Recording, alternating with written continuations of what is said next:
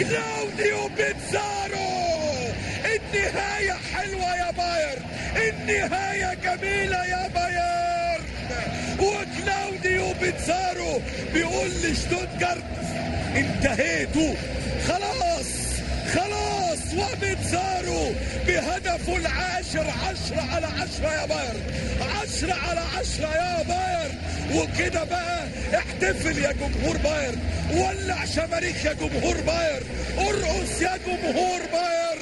وليلة لن تنسى للإف سي هوليوود.